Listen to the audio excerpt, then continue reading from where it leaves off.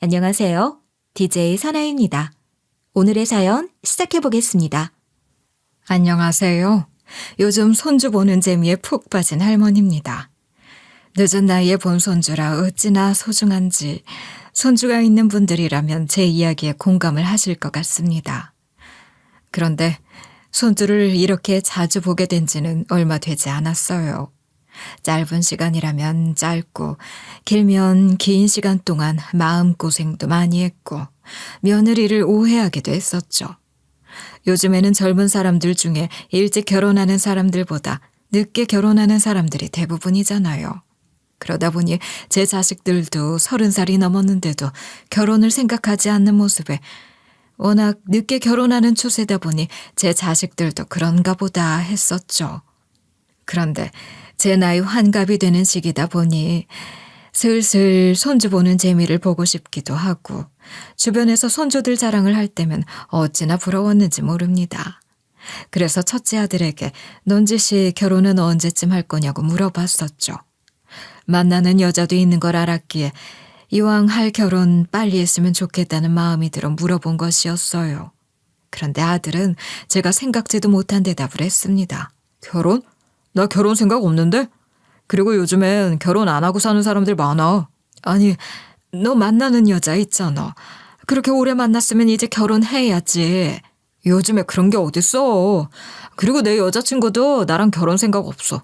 서로 연애만 하기로 얘기했거든. 그게 무슨 말이야? 그쪽 집안에서도 그렇게 하라고 한 거야? 여자친구가 먼저 자기는 결혼 안 하고 연애만 할 거라고 했어. 나도 결혼하고 애 낳고 그런 것보단 그냥 연애만 하면서 살려고. 조금 늦게 하는 정도겠거니 생각했는데 결혼할 생각이 없다는 큰아들을 보며 제가 얼마나 당황했는지 모릅니다.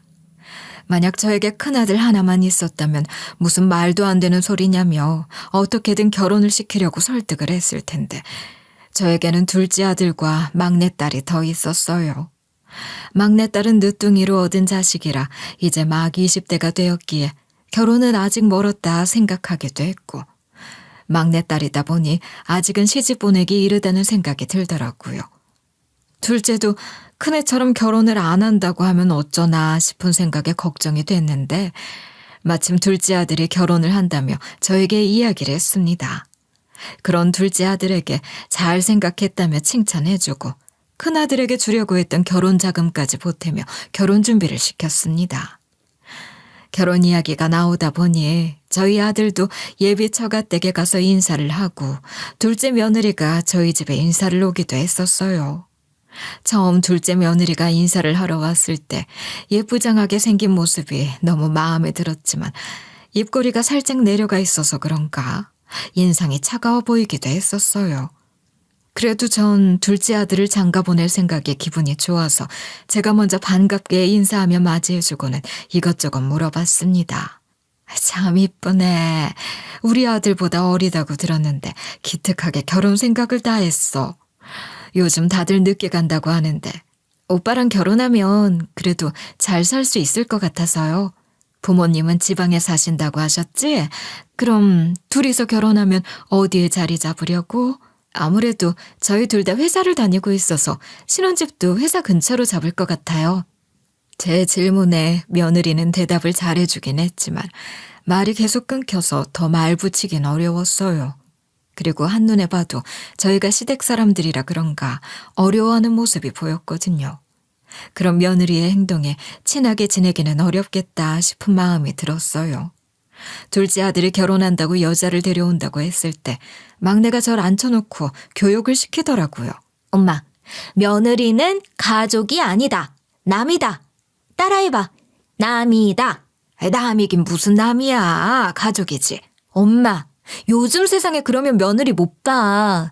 오빠는 어차피 직장 때문에 따로 나가서 살았으니 그때처럼 1년에 한두 번 보는 거로 만족해야 해. 괜히 새언니 들어온다고 자주 부르지 말고. 자주 봐야 친해지지. 엄마가 시집살이 시킬까봐 이러는 거야? 넌 엄마를 뭘로 보고? 엄마가 그렇게 안 한다고 해도 새언니는 그렇게 안 느낄 수도 있잖아. 그러니까 그냥 남이다 생각해. 그래야 엄마도 덜 스트레스 받아. 언니도 편하고. 막내딸이 어디에서 들은 건 있는지 계속 저에게 며느리는 남이다라고 하면서 세뇌를 시키더라고요. 저 역시도 시집살이 시킬 생각은 추호도 없었기에 머릿속으로는 그래, 아들을 처갓집에 장가 보내는 거다 생각하려고 했었지만 내심 며느리랑 친하게 지내는 친구들을 보면서 저도 그럴 수 있지 않을까 싶은 희망도 있었거든요. 사근사근하지 않은 며느리가 들어온 부분에 대해서 아쉬운 마음이 있었지만 이런 며느리와도 사이가 좋아진 계기가 있었어요. 둘째 아들이 결혼 준비를 하면서 갑자기 애가 들어서는 바람에 둘째 아들이 결혼하면서 저는 바로 할머니가 되겠다 싶은 기대감이 생겼습니다. 결혼 준비하면서 스트레스를 많이 받는다는 소리를 들어서 며느리가 혹시나 스트레스를 받아서 뱃속에 있는 아이에게 영향이 갈까봐 전 둘째 아들의 결혼에는 어떠한 말도 보태지 않았어요. 둘이서 좋은 대로 하게 냅뒀고 그렇게 둘째 아들을 결혼시키고 얼마 지나지 않아 떡두꺼비 같은 손주를 낳아줬습니다. 집에 애가 하나 생기면 분위기가 바뀐다는 말을 직접 느낄 수 있었어요. 큰아들은 물론이고 막내딸도 요즘 같은 세상에 애를 어떻게 낳아서 키우냐고 하더니 둘째가 애를 가졌다는 소식에 선물을 이것저것 챙겨주질 않나. 태어나지도 않은 조카 이야기를 하는 모습을 보며 벌써부터 저희 큰아들과 막내딸은 조카 바보가 된 것처럼 보였어요. 저 역시도 하나뿐인 손주가 생기는 거라 며느리에게 전화를 자주 걸기도 했습니다. 몸은 요즘 어때? 불편한 건 없어? 힘들면 언제든지 말해. 내가 도와줄 수 있는 건 도와줄게. 아직은 배가 많이 나온 게 아니라 괜찮아요. 신경 써주셔서 감사해요. 첫애 가졌을 때가 제일 힘들어. 몸도 불편하고 그럴 테니 힘들게 집안일하지 말고 우리 아들 퇴근하고 오면 시켜. 임신했을 때 호강해야지 언제 하겠어. 제 막내딸이 임신한 것처럼 둘째 며느리를 챙겼어요. 며느리가 저희 집에 올 때면 제 주머니가 얼마나 쉽게 열렸는지 며느리 얼굴을 볼 때마다 용돈을 쥐어주곤 했었어요. 많은 돈을 챙겨줬다면 좋았겠지만 저 역시 그렇게 넉넉한 사정은 아니었기에 맛있는 거 한 끼 잘 먹었으면 하는 마음에 있는 돈을 챙겨주는 정도였습니다. 이렇게 제가 행동하니 며느리도 제가 자기를 예뻐하는 걸 느낀 건지 출산할 때가 되자 저희 집에 자주 오기도 하며 같이 시간을 보내기도 했었죠. 어머니, 저 왔어요. 이번에 오빠가 퇴근하는 길에 빵을 사왔는데 저 혼자서 먹기엔 양이 너무 많아서 어머니랑 같이 먹으려고 가져왔어요. 힘든데 뭘 왔어. 나한테 말하면 내가 갔을 텐데 겸사겸사 집 청소도 좀 해주려고 했는데. 어머님도 힘드시잖아요. 이번에 병원 갔더니 슬슬 운동하라고 해서 요즘엔 일부러 걸레질도 하고 있어요. 하긴 나도 애 낳을 때 돼선 일부러 쪼그려 앉아서 걸레질하고 언덕이나 계단 오르고 그랬다. 그래야 애가 잘 내려온다고 했었거든. 그래서 저도 요즘 열심히 청소 중이에요. 그래서 그런가 오빠가 집에 들어올 때 기분이 좋다고 하더라고요. 며느리 친정이 가까웠으면 아무래도 시댁인 저희 집보다는 친정에 자주 가곤 했겠지만 며느리 친정보다 저희 집이 더 가까웠거든요. 그래서 저희 집에 더 자주 올 수 있었던 것 같았죠. 아이 낳고서도 며느리와 좋은 관계를 유지하고 싶은 마음에 애도 봐주겠다고 얘기했었어요. 애 낳고 키우다 보면 잠도 제대로 못 자고 그래서 힘들 거야. 그럴 때마다 나한테 얘기해. 내가 봐줄 테니까. 저희가 낳은 애인데 저희가 보는 게 맞죠. 그래도 언제든지 힘들면 나한테 맡겨. 매일 보는 건 힘들어도 하루 이틀 정도는 내가 봐줄 수 있어. 만삭인 며느리와 태어나게 될 손주에 대해서도 이런저런 이야기를 할 정도로 저희는 사이가 좋았었고 저희 가족 모두 손주가 태어나기만을 기다렸죠. 그렇게 며느리가 손주를 출산한 지 얼마 안 됐을 때는 며느리도 몸이 힘들 테니 병원에 가서 고생했다고 얘기만 하고는 일절 찾아가지 않았어요. 애 낳고 나면 몸이 회복되는 시간이 좀 걸리잖아요. 며느리도 몸이 힘들 거라고 생각했기에 꼬물거리던 손주가 눈에 아른거렸지만 꾹 참았습니다. 그런데 애를 낳아서 그런가 며느리가 정신이 없는지 어느 날부터 제 전화를 안 받기 시작했어요. 무슨 일이 있나 싶은 생각에 아들에게 전화를 걸기도 했습니다. 네 처한테 전화를 걸었는데 안 받더라고. 혹시 너희 무슨 일 있는 건 아니지? 그런 거 아니에요. 근데 요즘 애 보느라 많이 힘들어하긴 하더라고요. 엄마도 괜한 일 아니면 전화 자주 하지 마세요. 애가 좀 예민해서 그런가 벨소리에도 깜짝 놀라더라고요. 둘째 아들은 저한테 며느리가 애 챙기느라 정신없으니 전화를 자주 하지 말라고 하는데 그 말이 얼마나 섭섭했는지 몰라요. 저한테만 그렇게 말한 줄 알았는데 알고 보니 큰애랑 막내딸한테도 한 소리 했던 것 같더라고요. 큰애랑 막내딸이 저에게 조카를 보고 싶다고 했었거든요. 며느리가 애 낳고 성격이 좀 변한 것 같더니 또다시 결혼 초 때의 모습으로 돌아갔구나 싶은 생각이 들었어요. 그런데 그 모습을 보며 시댁 사람들을 이렇게 대해도 되는 건가 싶은 마음도 있었어요. 사실 저희가 이것저것 참견을 하면서 뭐라고 하는 게 아니라 지 새끼 예뻐해 주는 것 뿐이었잖아요. 그거 가지고 이렇게까지 하는 건 너무한 거 아닌가 싶은 생각이 들어 주변 친구들에게 하소연을 털어놨습니다. 너희 집 며느리도 그래? 손주가 눈에 아른거려서 보러 가고 싶은데 내 전화도 안 받더라고. 아들은 나한테 며느리가 애 보느라 정신없으니 전화도 자주 하지 말라고 하더라. 요즘 며느리들이 다 그렇더라. 왜 그런가 봤더니 시부모 어려운 줄을 몰라서 그래. 우리 결혼할 때 생각해봐. 시어머니 무서워가지고 벌벌 떨었었잖아. 우리 때는 그랬지. 시어머니가 무슨 말만 하면 내내밖에 더 했어? 그러니까 요즘 애들은 시집살이가 뭔지도 모르면서 시집살이 하지 말라고 하잖아. 그냥 찾아가 버려. 시어머니가 손주 보고 싶다고 왔는데 내쫓을 거야? 친구 말을 들으니 내가 너무 며느리 눈치만 봤나 싶은 생각이 들었어요. 그런데 또 너무 대뜸 찾아가는 건 아닌 것 같다는 생각이 들더라고요. 그래서 저희 아들이 좋아하는 반찬이랑 며느리 좋아하는 반찬도 만들어서 둘째 아들네 집으로 향했습니다. 도착해서 초인종을 누르니 며느리가 나오더라고요. 제가 올 거라고는 생각도 못했는지 며느리는 절 보고는 깜짝 놀라서 저에게 무슨 일이냐고 물어봤어요. 말도 안 하시고 어머님이 여기는 어쩐 일이세요? 너가 손주 제대로 안 보여주기도 하고 애 키우느라 제대로 못 챙겨 먹을 것 같아서 반찬 전해줄 겸 왔어. 며느리는 제가 집 안으로 안 들어왔으면 했지만 저는 우리 손주가 잘 있나 궁금하기도 하고 집안일 도와줄 게 있으면 좀 도와주고 싶은 마음에 둘째 아들 내외집을 밀고 들어가 버렸어요. 제가 손주 보러 들어간 사이 며느리가 둘째 아들에게 연락을 했었나 봐요. 몇 분 뒤 큰아들이랑 막내딸이 절 데리러 왔었거든요. 제 막내딸은 둘째 아들네 집에 들어오면서부터 사과하기 시작했어요. 언니, 미안해요. 오빠 연락 받았는데 엄마가 갑자기 언니네 갔다고 해서 얼른 달려온 거예요. 아무래도 저희 엄마가 조카가 너무 보고 싶었나 봐요. 제가 엄마 다시는 안 이러도록 할게요. 네, 이런 일이 다시는 없었으면 좋겠네요. 안 그래도 애 보느라 힘든데 어머님까지 보태시지 않았으면 좋겠어요. 며느리가 뾰족하게 말을 하니 막내딸이 기분이 나빴는지 한 소리 하더라고요. 저희 엄마가 이렇게 막무가내로 찾아온 건 잘못하셨지만 솔직히 언니도 너무하신 거 아니에요? 네? 제가 너무한 게 뭐가 있어요? 아까 아가씨도 저한테 미안하다고 사과하셨잖아요. 저희 집에 손주가 둘만 있어도 저희 엄마가 이러지 않으셨을 거예요. 저희 집은 첫 손주고 조카라 저희도 예뻐하는 거 아시잖아요. 언니가 저희를 막 밀어내지 않았으면 저희 엄마가 이렇게까지 하진 않으셨겠죠. 그렇게 딸과 며느리의 언성이 높아지면서 저 또한 가만히 있을 수 없겠더라고요. 그래서 며느리한테 잔소리를 쏟아냈죠.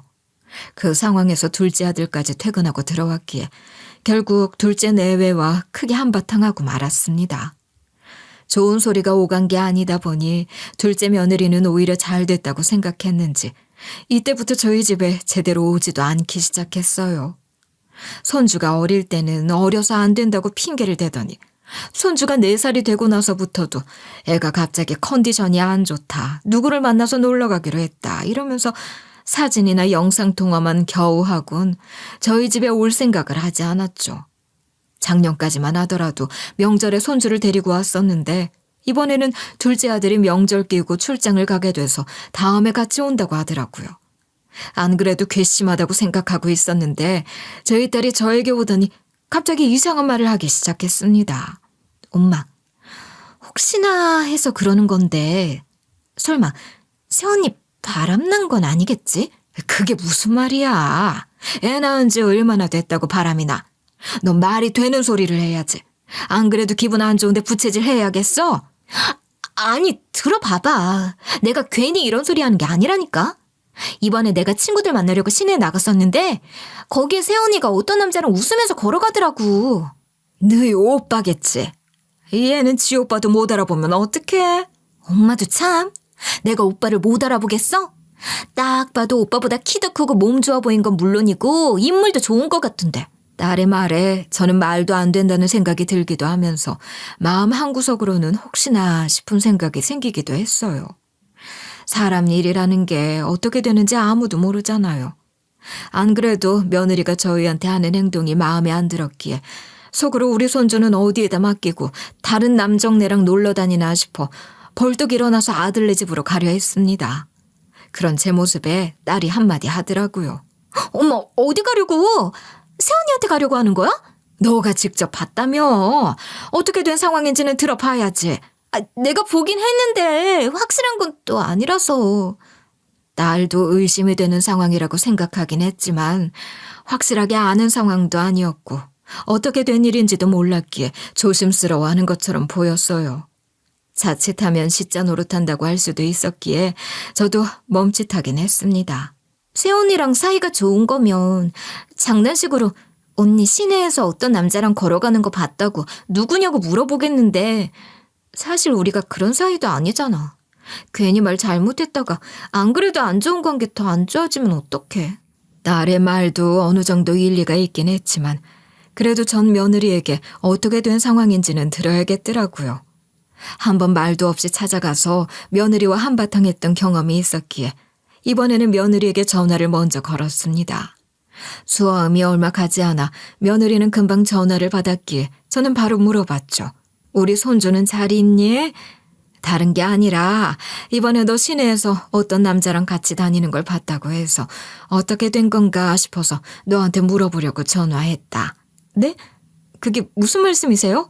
오해하시는 것 같은데 그런 거 아니에요. 저는 그래도 어떻게든 며느리를 이해해 보려고 했고 며느리가 자초지종 어떻게 된 상황이었는지 알려주기만 했다면 저도 그냥 넘어갔을 거예요. 그런데 며느리는 펄쩍 뛰며 아니라고만 말했고 저에게 어떻게 된 상황인지 설명을 해주는 게 아니라 빨리 제 전화를 끊고 싶어 하는 것처럼 느껴졌습니다. 그러니 저도 기분이 상하더라고요. 그래서 며느리에게 손주 보고 싶으니 데려오라고 했습니다. 어떻게 애 엄마가 돼서 애는 어디다 두고 남자랑 돌아다니는 거야.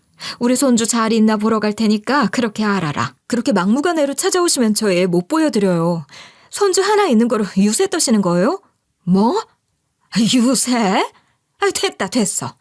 며느리의 말에 저도 너무 화가 나서 됐다고 해버렸어요. 그리고는 너 같은 며느리 없는 셈 칠 테니 그렇게 하려고 소리를 꽥 질러버리고 전화를 끊었습니다. 제가 이렇게까지 하면 저희 집에 와서 잘못했다고 빌 줄 알았어요. 그런데 둘째 아들만 와서는 얘기 들었다고 죄송하다고 하길래 이참에 며느리 교육을 좀 시켜야겠다 생각했습니다. 내가 저번처럼 말도 없이 찾아간 것도 아니고 어떻게 된 상황인지 물어보려고 전화했는데 손주 하나 있는 거로 유세 떤다는 말을 들어야겠니? 와이프도 그때 엄마한테 그렇게 말한 거에 대해서 죄송하게 생각하고 있어요. 다시는 그렇게 말하는 일 없을 거예요. 이게 다 우리가 너무 물렁하게 대해줘서 그런 거야. 아무래도 안 되겠어. 지금 와이프가 애 보느라 너무 힘들어서 그런 거예요. 엄마도 애 키워보셔서 아시잖아요. 둘째 아들은 계속해서 며느리가 힘들어서 그런 거라며 지 마누라 편만 들더라고요. 그러다 보니 아들이 하는 소리도 듣기가 싫어 그냥 가버리라고 했습니다. 큰애나 막내는 제 편을 들어주었기에 이때는 저도 누가 이기나 해보자 싶은 마음이 있었어요. 그 뒤로 2년 동안 손주랑 며느리는 저희 집에 그림자도 안 비쳤고 둘째 아들로만 왔었죠. 어차피 내 자식만 보면 되니 그러려니 하면서도 괘씸한 마음은 달랠 길이 없었습니다. 그래서 둘째 아들한테 틱틱거리기도 했었죠. 며느리는 그렇다고 쳐도 손주는 보여줘야 하는 거 아니야? 손주 보고 싶어서 눈에서 침물이 나겠어. 요즘 애가 말 안 듣는 시기라 그런가 와이프가 고생이 많아요. 내가 뭐 여기에서 하루 종일 있다가 가라고 하는 것도 아니잖아. 그렇게 힘들면 우리가 손주랑 알아서 놀 테니 차라리 우리 집에 애를 데려다 놓고 가든가. 애들 키우는데 해야 할 것들도 많고 주말마다 무슨 행사들이 그렇게 많은지 그래서 전 평일보다 주말이 더 바빠요. 제가 며느리랑 손자를 잡아먹는 것도 아닌데 둘째 아들놈은 어떻게든 우리 집에 두 사람을 데려오지 않을 작정이었는지 변명만 늘어놓기 바빴죠. 그렇게 둘러대는 아들도 꼴 보기 싫은 마음도 생겼던 것 같아요. 그러던 어느 날 둘째 아들이 중국으로 출장을 가게 되었다고 하면서 필요한 게 있냐고 물어보더라고요. 저희 둘째 아들은 종종 외국으로 출장을 가기도 해서 그때마다 면세점에서 화장품 같은 것들을 사다 주곤 했었거든요. 예전 같았으면 한두 개 정도 부탁했겠지만 저 역시 아들 내외한테 꽁에 있는 부분이 있었기에 됐다고 했습니다. 아들이 중국으로 간다고 했던 그 다음 날 둘째 아들에게 전화가 왔길래 내가 출장 다녀온다는 날짜를 잘못 알았었나 아니면 출장이 취소됐나 싶은 생각에 전화기를 들었죠. 수화기 너머의 둘째 아들은 다급한 목소리로 말을 하기 시작했어요. 엄마, 지금 집에 계시죠? 빨리 저희 집에 가서 와이프 좀 도와주세요. 뭐? 며느리한테 가라고? 아니, 무슨 일인데? 제가 지금 당장 회의를 들어가야 해서 자세히는 말씀 못 드리는데 뭘 보든 꼭 제 와이프 편 들어주셔야 돼요. 설명은 제가 자세히 해드릴게요. 알았죠? 엄마, 부탁드려요. 둘째 아들은 이상한 말을 늘어놓으며 전화를 끊었고 전 이게 무슨 소린가 싶은 생각이 들면서도 며느리한테 무슨 일이 생겼나 싶은 마음에 겉옷만 대충 챙겨 입고는 서둘러 집 밖을 나갔습니다. 아들이 말한 것이 신경 쓰였기에 아들 내외 집으로 달려갔고 현관이 가까워오니 며느리의 고성과 자지러지게 우는 손자의 목소리가 들렸습니다. 문을 두드리고 초인종을 눌렀는데도 열어주지 않길래 그냥 두면 안 되겠다 싶어서 열쇠공에게 전화를 걸어서는 빨리 와달라고 부탁했습니다. 마침 열쇠공이 며느리네 아파트에 와 있었다며 금방 왔길래 얼른 문을 열어달라고 했어요. 아들 내외 집인데 지금 아들이 출장을 갔거든요. 며느리한테 무슨 일이 있는지 빨리 며느리한테 가보라고 해서 왔는데 문을 안 열어주네요. 위험한 상황인 것 같은데 어떻게 빨리 안 될까요? 그럼 뒤로 좀 물러나 계세요. 도어락을 강제로 떼어내야 할 것 같아서요. 열쇠공은 드릴 같은 걸 꺼내더니 도어락을 강제로 떼어냈고 저는 문이 열리자마자 후다닥 집 안으로 들어갔습니다. 거기에 손자는 손과 발이 포박되어 있었고 처음 보는 여자와 경비원 아저씨가 며느리와 실랑이를 벌이고 있었어요. 제가 강제로 문을 따고 들어가니 그 사람들도 눈이 휘둥그레져서는 저와 열쇠공을 쳐다봤고 저는 그 사람들에게 누구냐고 물어봤습니다. 이 여자 지금 제정신 아니에요. 어떻게 애한테 이럴 수가 있어요? 애가 얼마나 힘들었으면 베란다에서 소리를 치겠냐고요. 아까 밖에서 애를 묶는 거 보니까 한두 번 해본 솜씨도 아니던데. 그런 게 아니에요. 제가 얘 엄마라니까요. 그럼 더 말이 안 되잖아. 엄마가 돼서 애를 이렇게 만드는 게 말이 돼? 제가 보고 있는 게 맞는지 혼란스러웠지만 우선 아들이 저에게 며느리 편을 들어주라고 했던 이야기가 생각이 나서 그 사람들을 우선 내보내는 게 먼저라고 생각했죠. 그래서 행인에게 지금 뭐 하는 짓이냐고 소리쳤어요. 당신 새끼도 아닌데 여기까지 들어와서 이 난리예요. 제가 이 할머니 며느리 시어머니 되는 사람이에요. 그리고 다 설명해 드릴 테니 우선 이쪽으로 나오세요. 할머니라고요? 그런데 어떻게 이 모습을 보고 가만히 계실 수가 있어요? 저희 집안일이에요. 제가 다 설명드릴 테니까 우선 밖으로 나가자고요. 두 분이 계속 큰 소리치고 그러시니까 저희 손주가 더 난리를 치는 거 아닙니까? 계속해서 손자가 울부짖고 있었기에 행인과 경비원 아저씨도 우선 제가 하는 말이라도 들어봐야겠다고 느꼈는지 저를 따라 현관 밖으로 나왔습니다. 손주가 지금 정신적으로 아픈 상태예요. 그래서 그런 거예요. 우리 며느리가 오죽했으면 그랬겠어요. 아무리 그래도 그렇게 하면 더 안 좋은 거 아니에요? 저희 아들이 있었으면 이 정도는 아니었을 텐데 며느리가 힘이 없어서 그런가 그랬던 것 같네요. 제가 며느리한테 잘 얘기해 볼 테니 걱정 안 하셔도 돼요. 사실 저도 이때까지만 해도 어떤 상황인지 정확하게 몰랐기에 대충 둘러대며 그 사람들을 설득했죠. 손자가 정신적으로 아픈 상태라고 하니 그 두 사람도 어느 정도 이해를 하는 것처럼 보였어요. 그렇게 전 그 사람들을 돌려보내고 다시 며느리 집으로 들어가서는 며느리에게 삿대질을 하며 소리쳤어요. 너 이게 무슨 짓이야? 너 미쳤어? 애를 이렇게 만들어 놓고 네가 애 엄마야? 저는 며느리에게 호통치며 손자에게 다가가서 손자 손을 묶은 것들을 풀려고 하는 순간 손자가 묶인 손을 저에게 힘껏 휘두르면서 갑자기 손에 잡히는 대로 물건을 들어 저를 마구 치기 시작했습니다. 그리고는 입에 담기 힘든 욕설을 쏟아냈죠. 몇 년 전에 봤던 귀여운 손자는 온데간데 없고 눈이 뒤집힌 쌈딱만 제 앞에 있었어요. 저는 너무 놀라서 그 뒤로 엉덩방아를 쪘는데 손자가 또 저에게 달려들더라고요. 10살도 안 된 손자였지만 어찌나 무섭든지 순간 두려움을 느껴서 몸이 얼어붙어 있었는데 며느리가 자기 몸을 던지면서 손자를 제지하며 손자가 제대로 움직이지 못하도록 했어요. 그러면서 저에게 약을 꺼내달라고 소리쳤습니다. 어머니, 식탁 앞에 있는 제 가방 안에서 약 하나 꺼내주세요. 하얀색 통에 들어있는 약이에요. 며느리가 저에게 소리치고 있었는데 제가 너무 놀랐는지 정신을 못 차리고 있었죠. 그러니 며느리가 있는 힘껏 소리를 치며 저에게 약통을 가져다 달라고 말을 했고 그 순간 전 놀란 마음을 진정시킬 새도 없이 며느리가 하라는 대로 식탁 앞에 있는 가방으로 가서 약통을 꺼내곤 물을 떠서 며느리에게 가져다 줬어요. 며느리는 다리로 손자를 못 움직이게 하고 한 손으로는 입을 벌리게 만들었고 저는 손자의 입에 약이랑 물을 넣었죠. 며느리는 손자가 약을 뱉지 않고 먹을 수 있도록 입을 막아버렸습니다. 그렇게 한참을 손자와 씨름하니 약 기운이 몸에 돌았는지 손자의 몸에서 조금씩 힘이 빠지기 시작했고 저랑 며느리 둘 다 진이 다 빠진 상태라 그대로 바닥에 털썩 주저앉고 말았어요. 저는 며느리에게 이게 어떻게 된 상황이냐고 물어봤고 며느리는 고개를 푹 숙이고는 얘기를 하기 시작했습니다.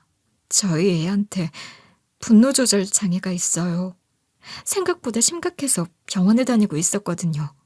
손자에게는 아동 분노 조절에 대한 장애가 있다고 하는데 분노 조절 장애에 대해서는 뉴스에서 몇 번 본 적이 있어서 알고는 있었지만 제가 손주에게 이런 병이 있을 거라고는 상상도 못했습니다. 그리고 심지어 성인도 아니고 아이들에게도 이런 병이 있을 거라고는 짐작도 못했었거든요. 얼마나 된 거야? 요 근래 이렇게 된 거야? 아니에요. 걷기 시작했을 때부터 애가 때를 심하게 부리길래 고집이 세서 그런가 보다 했는데 그게 아니었더라고요. 돌 같이 나고 나서부터 이러기 시작한 거야? 네. 그때부터 막무가내로 저나 남편을 때리거나 블럭 같은 장난감을 던져서 위협적인 행동을 하거나 했었어요. 어린이집이나 유치원에선 거기에서는 괜찮았던 거 아니야? 아니에요. 또래 친구들한텐 더 심해서 어린이집이나 유치원만 몇 번을 바꿨는지 몰라요. 근데 유치원들 사이에서도 소문이 났는지 저희 아들을 받아주는 곳이 없더라고요. 나중엔 치료 안 받으면 못 받아준다고 권유가 아닌 강요를 해서 저희도 애 데리고 병원에 가기 시작한 거였어요. 둘째 아들도 저에게 손자가 어디가 아픈지 얘기한 적이 없었기에 며느리의 이야기는 너무 충격적이었습니다. 꾸준히 병원을 다니면서 조절을 하고 있었는데 최근 들어서 증상이 많이 심해졌다고 하더라고요. 그래서 병원에 입원하기도 했었어요. 그럼 더 입원시키지. 왜 데리고 나왔어? 아들이 한국 오면 같이 퇴원시키든가 하지. 마냥 병원에 있을 순 없었거든요. 더 있고 싶다고 해서 있을 수 있는 것도 아니라서요. 병원에 더 있을 수 있는 상황이 아니었기에 아들이 중국으로 출장을 가던 날 손자는 퇴원을 해야 했던 것이었죠.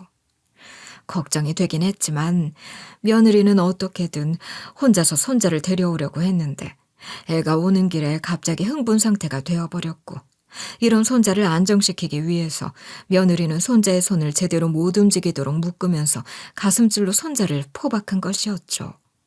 어떤 아줌마가 그 모습을 보고는 며느리한테 애한테 이런 걸 왜 하냐고 했지만 며느리는 손자를 빨리 집안으로 데리고 가야 한다는 생각 때문에 신경 쓰지 말라고 하면서 억지로 들어왔는데 그 순간 손자가 베란다로 달려가서 소리친 것이었죠. 안 그래도 이상하게 생각한 동네 주민이 손자의 비명에 저희 며느리가 손자를 괴롭히고 있다는 생각이 들었는지 경비실 아저씨를 데리고 며느리네로 온 것이었죠.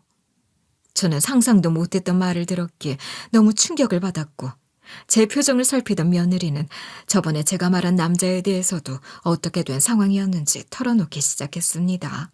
그리고 어머님이 저번에 보셨다고 한 남자 있잖아요. 제 복싱 선생님이세요. 복싱? 너 복싱 배웠어? 손자 때문에 배운 거야? 네. 아무래도 애가 어릴 땐 그래도 애였기에 제가 더 힘이 셌는데 이제는 커가면서 어떻게 통제가 안 되더라고요. 그래서 남편이랑 같이 복싱을 배우고 있는데 그날은 남편이 애를 보고 제가 복싱 배우러 간 날이었어요. 그럼 그렇다고 말을 하지. 그게 뭐라고. 복싱을 왜 배우는지부터 말씀드리려면 저희 애가 어떤지도 얘기를 해야 했기에 엄두가 안 나더라고요. 저희 딸이 거리에서 며느리랑 같이 봤다고 한 남자랑 바람을 피고 있었던 게 아니라 살기 위해서 복싱을 배우고 있었던 것이었어요. 아까는 정신이 없어서 몰랐는데 며느리 목에 시퍼렇게 된 자국 같은 게 보였습니다. 그걸 본 순간 저는 며느리의 팔을 걷어봤더니 상처 투성이더라고요. 며느리는 제가 이렇게까지 확인을 할 줄 몰랐는지 화들짝 놀라며 옷으로 계속 상처들을 가리려고 했어요. 그러면서 저에게 연신 죄송하다며 사과했습니다. 죄송해요. 혹시나 저희 아들 때문에 어머님이 다치실까봐 걱정도 되고 하나뿐인 손자인데 정신적으로 온전하지 않다는 것 때문에 어머님이 너무 충격을 크게 받으실까봐 걱정도 되고 이것 때문에 실망해서 저희를 정말 안 보고 살게 될까봐 너무 무서웠어요. 꾸준히 병원 다니면 괜찮아질 줄 알았는데 괜찮아질만 하면 이렇게 안 좋아질 때가 있어서 어머님이 저희 아들 보고 싶어하는 거 알았는데도 못 데리고 갔었어요. 죄송해요. 며느리의 이야기를 들으며 어떻게 된 상황인지 정리를 하고 있었는데 둘째 아들도 회의가 끝났는지 마침 전화가 왔습니다. 엄마, 어떻게 됐어요? 잘 해결했다. 너는 회의 잘 끝났니?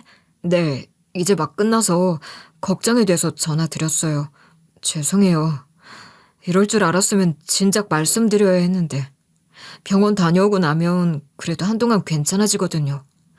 그래서 이번에도 그렇겠지 싶어서 와이프 혼자 애 데리고 태어난 거였어요. 혹시나 싶은 마음에 홈캠을 봤는데 모르는 사람들이 집에 들어와 있어서 엄마한테 연락을 드린 거였어요. 아들의 말을 듣고 집안을 살펴보니 카메라가 군데군데 설치되어 있더라고요. 집에서도 이러는데 밖에서도 손자가 통제가 안 될 때가 있었겠죠.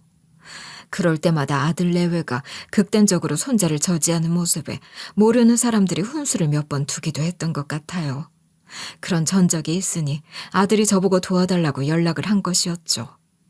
아들에게는 알겠다고 우선 일 먼저 마무리하라고 말하며 전화를 끊었습니다. 며느리는 제 앞에서 죄인이 된 것처럼 한껏 몸을 움츠리고 있었어요. 그런 며느리를 저는 꼭 안아주었습니다. 아휴, 너희 둘이 얼마나 힘들었냐.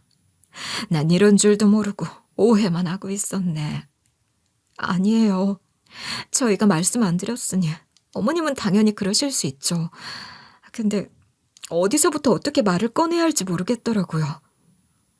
그동안 너희 둘이서 몸고생 마음고생 했을 거 생각하면 내 마음이 다 아프다. 부모가 돼서 너희 힘든 것도 못 알아주고 내가 미안하다. 제 말에 며느리는 서러운 마음이 복받쳤는지 제 품에서 엉엉 울기 시작했어요. 그런 며느리를 저는 말없이 꼭 안아주었습니다. 여태까지 얼마나 힘들었을까 싶은 생각에 제 눈가에도 눈물이 촉촉하게 고였습니다. 자식이 감기만 알아도 부모는 애가 다른데 애가 분노 조절 장애가 있고 통제가 안 돼서 계속해서 챙겨야 하고 사람들에게 죄송하다고 연신 사과하고 다녀야 하니 얼마나 마음을 졸였겠나 싶더라고요. 그렇게 며느리를 달래고 있는데 며느리가 죄송하다며 또 사과를 하더라고요. 죄송해요. 제가 아픈 손자를 낳아서 제가 건강한 손자를 낳았어야 했는데 그게 무슨 말이야. 네가 뭐 잘못한 게 있다고 사과를 해. 제가 좀 더 일찍 애를 낳았어야 했는데 회사도 다니지 말고 태교에만 집중했어야 했는데 그러지 못해서 애가 아픈 것 같아요. 무슨 말도 안 되는 소리야. 이런 건 다 하늘의 뜻인 거야. 네 잘못인 거 하나 없어. 네가 얼마나 성실하게 살았는지 내가 알고 하늘이 아는데 그런 생각은 하지도 마. 그리고 가족이 왜 가족이겠냐. 힘들 때 서로 돕는 게 가족인 거야. 이제 너희 둘이서 끙끙 앓지 마. 그렇게 며느리를 달래곤 저는 큰아들과 막내 그리고 남편에게 연락을 했습니다. 그리고는 며느리 집으로 오라고 했죠. 다른 것도 아니고 제가 며느리 집으로 모이라고 하니 다들 어리둥절했는지 몇 번을 물어보더라고요. 그리고 며느리 집 앞에서 들어오기 전에도 이게 맞는 건가 싶은 생각을 했는지 조심스럽게 며느리 집으로 들어왔습니다. 그리고 오늘 있었던 일들에 대해서 가족들에게 다 이야기를 해줬어요. 다들 너무 충격적이었는지 입을 다물지 못했고 며느리에게 다가가서는 얼마나 힘들었냐며 위로해주기 시작했죠. 막내딸은 눈물을 쏟아내면서 자기는 그것도 모르고 오해했다며 며느리에게 미안하다고 하더라고요. 며느리도 이제 한 짐을 내려놓았다고 생각했는지 얼굴 표정이 한결 편해진 것처럼 보였습니다. 그래서 전 그 자리에서 중대 발표를 했어요. 둘째가 이렇게 외국으로 출장을 가는 날도 많고 그러니까 이제 둘째 내외랑 살림 합치려고 한다. 너희 우리 집으로 들어와서 살아라. 네? 아니에요. 괜찮아요. 가끔씩만 도와주셔도 감사해요. 며느리는 제가 한 집에서 같이 살자고 하니 저희한테 민폐가 될 거라 생각했는지 계속 거절을 하더라고요. 네 몸 봐라. 그렇게 삐쩍 말라가지고는 저 힘센 손자를 어떻게 챙기려고 그래. 사돈 어른들이 보시면 얼마나 속상하시겠어. 우리 집에는 남자가 둘이나 있으니 너 혼자 그렇게 애쓰지 않아도 돼. 막내딸은 직장 때문에 따로 방을 구해 살고 있었지만 큰아들은 회사가 저희 집에서 가까웠기에 저희랑 같이 살고 있었어요. 아무래도 며느리 혼자 손자를 보는 것보단 제 남편이나 큰아들이 있는 저희 집에서 같이 보는 게 훨씬 낫겠다 생각했죠. 정신적으로 약해도 본능은 있을 테니까요. 동물들도 자기보다 약한 사람은 귀신같이 알아보니 손자도 며느리한테 더 난리를 치는 것이라고 생각했거든요. 제 말에도 며느리는 그건 아닌 것 같다고 했지만 이건 그냥 넘길 수 없다고 생각해 큰 소리를 냈습니다. 내가 이제 모르는 것도 아니고 다 알게 됐는데 어떻게 모른 척을 하겠어. 잔말 말고 당장 우리 집으로 들어와서 살아. 너 집 몇 가지만 우선 챙겨가자. 둘째 한국 오려면 이 일은 더 있어야 하잖아. 저는 물론이고 저희 식구들이 다 며느리에게 달라붙어서 살림 합치는 게 좋을 것 같다고 하니 결국 며느리도 알겠다며 간단하게 짐을 챙기기 시작했어요. 그렇게 손자와 며느리 짐 몇 가지를 가지고서 저희 집으로 데려왔고 둘째도 며느리한테 대충 상황에 대해서 들었는지 중국에서 들어오자마자 저희 집으로 왔어요. 며느리한테 어떻게 된 상황인지 들었지? 너희 살던 집 정리하고 우리 집에 들어와서 살아라. 아니에요. 저희 앤 저희가 챙겨야죠. 부모님 연세도 있으신데 저희끼리 해결할 수 있어요. 똑같은 것들이 만나가지고는. 정상적인 애를 키우려고 해도 한 마을이 필요하다고 하더라. 그런데 안 그래도 아픈 애 너희 둘이서 어떻게 키우려고 그래. 이제 저 외국으로 출장 갈 일도 많지 않고 집에서 재택으로 일할 수도 있어서 괜찮아요. 애들이 얼마나 돌발 상황이 자주 일어나는데. 그리고 너희 둘 다 애 키워본 적도 없잖아. 잔소리하지 말고 얼른 너희 살던 집 정리해서 너도 얼른 들어와. 둘째 아들도 저희한테 미안한지 어떻게든 자기들이 해결하겠다고 하더라고요. 부모로서 어떻게든 자식을 책임지려고 하는 모습이 참 예뻐 보였습니다. 제 친구들 중에서는 아들 며느리가 충분히 볼 수 있는데도 불구하고 자기들 힘들다고 툭하면 맡긴다고 힘들다고 하소연할 때도 있었거든요. 그런데 저희 애들은 저희한테 폐가 될까봐 조심스러워하는 모습에 더 마음이 쓰여서 제가 더 단호하게 행동했습니다. 그러니 아들도 결국 제 말을 들을 수밖에 없었죠. 둘째 아들 내외가 살던 집을 팔아야 하나 고민이 되기도 했지만 우선은 새를 줘볼 거라고 하더라고요. 집 위치도 좋고 하니 남겨두는 것도 괜찮겠다 생각해서 너희 둘이 알아서 하라고 했죠.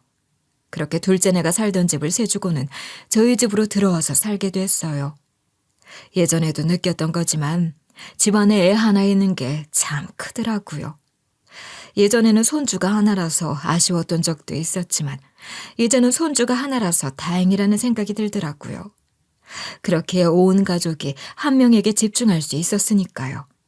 둘째 아들 내외와 살림을 합치고 나서 둘을 불러다가 얘기했습니다. 내가 알아보니까 손주 치료하는데 돈 많이 든다며. 그러니까 이제 며느리 너도 직장 알아봐라. 네? 저 직장 나가면 아들은 어떻게 하고요? 지금 당장 받아주는 유치원도 없는데 돈이 얼마나 들어갈지도 모르잖아. 그러니까 너도 부지런히 돈 벌어야지. 손자 걱정은 하지 마라. 니네 시아버지 은퇴해서 할 일도 없고 나도 하루 종일 집에만 붙어 있는데 뭐. 그래도 두 분이 보시기는 힘드실 텐데. 큰아들이 종종 집에서도 일할 때도 있으니 걱정하지 마. 그리고 애보다도 너나 신경 써. 아야, 안 그래도 마른 애가 더 말라가지고는. 결혼했을 때도 며느리를 보며 참 말랐다 싶었는데 손주 보느라 힘들어서 뼈만 남은 며느리를 보니 제 막내딸이 시집가서 저렇게 살 생각을 하면 가슴이 미어지더라고요. 한편으로는 며느리가 정말 딸 같은 마음에 직장 구하라고 한 것이었어요. 제 딸도 옆에서 제 말에 힘을 실어줬습니다. 나중에 경력 단절되면 회사 가고 싶어도 못 가잖아요. 언니, 엄마가 봐준다고 할 때 얼른 회사 알아보세요. 엄마랑 살림까지 합쳤는데 하루 종일 시어머니랑 붙어있는 것보다 돈이라도 벌러 나가는 게 낫죠. 그래. 여자도 직장이 있어야 당당해지고 마음에 힘이 생기는 거야. 언니, 직장 알아보는 거 힘드시면 제가 도와드릴게요. 저희 식구들이 한마음이 되어서 둘째 아들 내외를 도와주게 되었죠.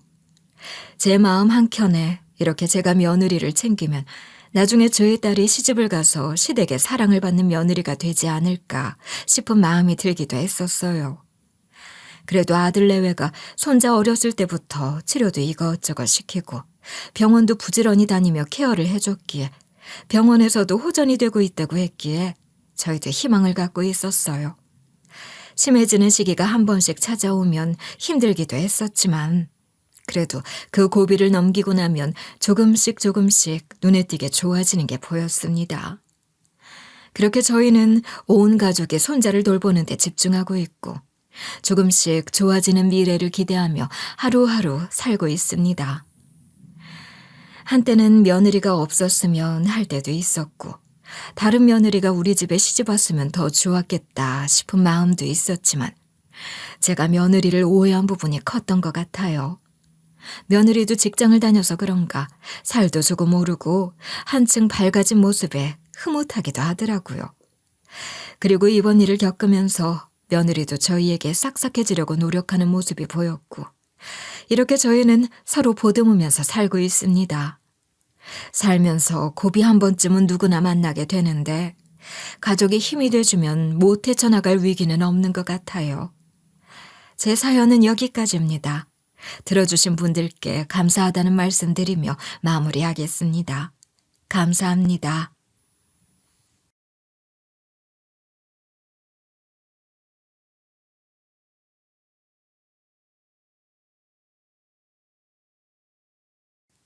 안녕하세요. DJ 사나입니다. 오늘의 사연 시작해 보겠습니다. 저는 남편이랑 나름 정이 들었었는데 여러분은 남편분이랑 잘 지내고 계시나요? 그런데 전 남편에게 생긴 정을 확 없애버리면서 안갚음을 해줘버렸습니다. 제가 도대체 왜 그랬는지 궁금하시다면 제 이야기를 끝까지 들어주세요. 우리 부모님은 중소기업을 운영하고 있어서 유복하게 자란 편인데요. 바이올린 전공으로 좋은 예대를 나왔지만 그런 저도 결혼에 한 번 실패를 한 적이 있어요. 그날은 제 인생에서 가장 행복해야 할 결혼식 날이었어요. 부모님과 친구들이 신부 대기실로 하나둘씩 들어와 축하해주고 있었죠. 그러던 중 문이 벌컥 열리더니 어떤 여자가 창백해진 얼굴로 들어오는 거예요. 게다가 여자 배가 불룩하게 불러있어서 어리둥절해 있었어요. 처음 보는 여자였는데 그 여자가 저한테 다가와서 이러는 거예요. 그 사람이 오늘 여기서 결혼한다고 해서 왔거든요. 혹시 저 누군지 알아요? 지금 전부 다 알고 있는데도 결혼하시는 거죠? 여자가 이러면서 손에 잡히는 대로 물건을 하나씩 집어던지면서 깽판을 치는 거예요. 저는 그 여자의 존재를 아예 모르고 있었거든요. 그 여자도 제 존재를 모르다가 저랑 결혼한다고 예비 남편에게 버림을 받았다는 거예요. 이런 상황이 너무 갑작스러워서 눈을 동그랗게 뜬 채 얼어붙어 있었는데요. 그러다 제가 그게 무슨 소리냐, 처음 듣는 소리라고 이야기했어요. 그 순간 그 여자가 잔뜩 흥분한 채로 씩씩거리면서 이러는 거예요. 저 그쪽 예비신랑이랑 사귀는 사람이었고 혼전 임신까지 했어요. 그래서 결혼하기로 했는데 갑자기 잠수 이별을 해서 알아보니까 그쪽이랑 결혼을 한다고 하더라고요. 그 말을 듣고 제 모든 게 무너져 내리는 것 같았죠. 처음에는 그 여자가 하는 말이 도저히 믿겨지지 않아서 그럴 리 없다고 잘못 알고 오신 거 아니냐고 물어봤어요. 근데 바로 그때 예랑이가 들어오면서 모든 진실을 알게 됐어요. 그 여자가 예랑이를 보자마자 달려들어서 머리채를 잡았고 예랑이가 계속해서 미안하다고 소리치고 있었거든요. 예랑이가 여자 손에 겨우 빠져나와서 저한테 다가왔길래 제가 이렇게 따져 물었어요. 뭐야? 이게 어떻게 된 일이야? 당신 나 몰래 바람 피우고 있었어? 저 여자가 무슨 말을 했는지 다 들었거든? 저 여자가 혼자 임신해서 결혼하려고 했던 게 사실이야? 예랑이가 사색이 된 채로 입을 열긴 했는데요. 그때 예랑이가 내뱉은 말들이 저를 더 큰 절망에 빠뜨렸어요. 미안해. 나도 어떻게 이 일을 해결해야 할지 몰랐어. 그래서 관계를 제대로 정리하지 못하고 당신한테도 숨기고 있었던 거야. 예랑이가 이러는데 제 뒤통수를 누가 딱 하고 친 것 같은 거예요. 순간 화가 머리끝까지 나서 이런 식으로 악을 질렀거든요. 그래서 그동안 날 속이고 있었다고? 나 몰래 다른 여자를 만나고 있었으면서 그것도 결혼까지 하려고 했으면서 이 모든 걸 숨기고 날 속인 거야? 제가 격분하면서 예랑이 멱살까지 잡았는데요. 거기서 예랑이가 고개를 숙인 채로 이런 말만 중얼거리고 있는 거예요. 당신을 만나다 보니 당신을 더 좋아하고 사랑하게 돼서 헤어지려고 했어.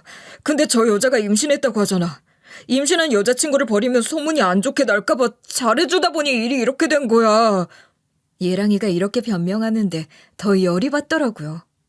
결국 제가 파혼하자고 하고 결혼식장을 박차고 나오는데 제 눈에는 눈물이 차오르고 있었고 마음은 산산조각 나고 있었어요. 당연히 결혼은 와장창 깨졌죠. 그 자리에서 친정 부모님께 죄송하지만 이 결혼 못하겠다고 했어요. 친정엄마는 저를 부둥켜 안으면서 우셨고 친정아빠는 아무 말도 못하시더라고요. 이렇게 제가 파혼하게 된 후로 남자를 만나는 게 무서워졌어요. 저는 그 기억 때문에 남자를 한동안 만나지 않았고 그게 소문이 나서 중매도 잘 안 들어오는 거예요. 시간이 지나니까 친정엄마가 속이 타들어가셨는지 제게 이런 말씀을 하셨어요. 너 설마 결혼을 아예 안 할 생각이니? 아무리 과거에 그런 일이 있었다고 하더라도 그래도 결혼은 해야 하지 않겠니? 제가 결혼은 하고 싶은데 소개해주는 사람도 없고 이제 누굴 만날 사람이 없다고 했는데요. 그러던 어느 날 부모님 회사와 오랫동안 거래하던 큰 회사의 사모님이 저희 집을 찾아오셨어요. 그 사모님은 제가 어렸을 때부터 가족 행사에서 가끔씩 뵙던 분이었어요. 언제나 품위 있고 우아하신 분이었기에 제가 존경하는 어른 중 한 분이었죠. 그런데 그 사모님이 저희 집에 오셔서는 뜻밖의 말씀을 하시는 거예요. 오랜만이구나. 잘 지내고 있었니? 사실 내가 오늘 널 찾아온 이유가 있다. 내가 직접 중매를 서주려고 해. 너희 부모님께는 이미 말씀드렸고 네가 괜찮다면 바로 소개해주고 싶구나. 그래서 제가 소개받고 싶다고 했는데요.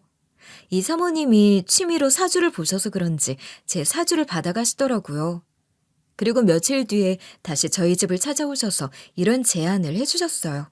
네 사주를 봤는데 수가 아주 강하더구나. 그런데 내 아들놈이 말이야. 수가 너무 부족해서 걱정이 많았어.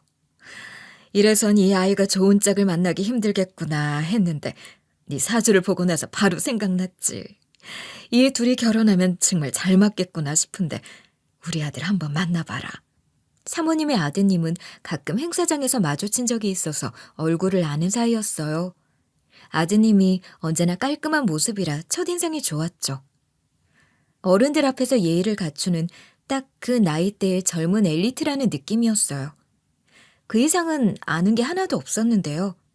저는 아드님이랑 딱히 가까운 사이도 아니었고 그저 알고 있는 사람 정도였어요. 그래서 제게 중매 제안이 들어왔을 때 처음엔 솔직히 좀 당황스러웠어요. 사모님이 이렇게 제안을 하시고 가시니까 엄마가 이런 식으로 물어보시더라고요. 너도 사모님 아드님 본 적 있지 않니? 사모님이 아드님 소개해 주신다고 할 때 한번 만나봐라. 안 그래도 사모님이 널 마음에 들어 하시는 것 같아.